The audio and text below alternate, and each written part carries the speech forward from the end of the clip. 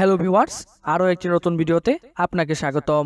Thumbnail দেখে নিশ্চয়ই বুঝতে পারছেন, জন্ম নিবন্ধনের নতুন করে আবেদন করতে গেলে আমাদের যে প্রবলেমটি ফেস করতে হয় সেটি হচ্ছে no person information found with mother UBRN. এই প্রবলেমটি কেন আসে এবং কিভাবে সলভ করবে, আজকের ভিডিওটি সেই টপিক্সের উপর হতে যাচ্ছে। এরকম গুরুত্বপূর্ণ ভিডিও পেতে আমার চ্যানেলটিকে সাবস্ক্রাইব এবং ফলো করে রাখতে ভুলবেন না।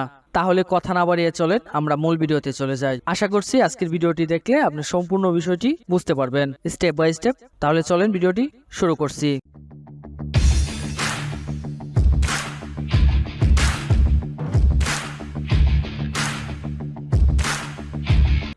আমার কম্পিউটার স্ক্রিনে নিশ্চয়ই দেখতে পাচ্ছেন আমি একটি জন্ম নিবন্ধনের জন্য আবেদন করতে যাচ্ছি, কিন্তু এখানে যখন মায়ের জন্ম নিবন্ধন নম্বরটি যখন আমি ইনপুট করতেছি সাথে সাথে দেখেন আমার একটি নোটিফিকেশন আসছে, error no person information found with mother ইউবিআরএন।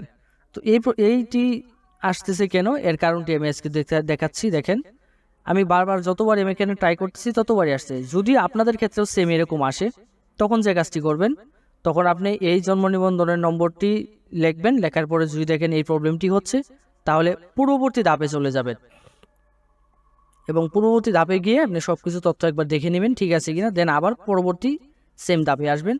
আসার পরে আপনি এই নম্বরটি মুছে দিবেন, দিয়ে এখানে নতুন নম্বর টাইপ করবেন।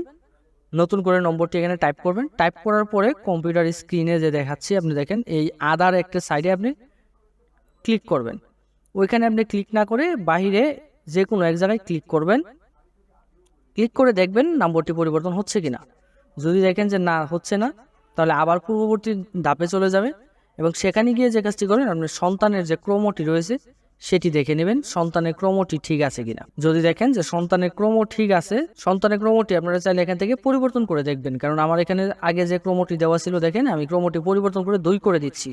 দেওয়ার পরে আমি যখন যেতে যাচ্ছি তখন দেখেন দেখাচ্ছে অলরেডি দ্বিতীয় সন্তান রয়েছে। তখন আপনি যে কাজটি করবেন, দেখেন এখানে দেখাচ্ছে অলরেডি সেকেন্ড চাইল্ড, তার মানে এই মায়ের দ্বিতীয় সন্তান রয়েছে।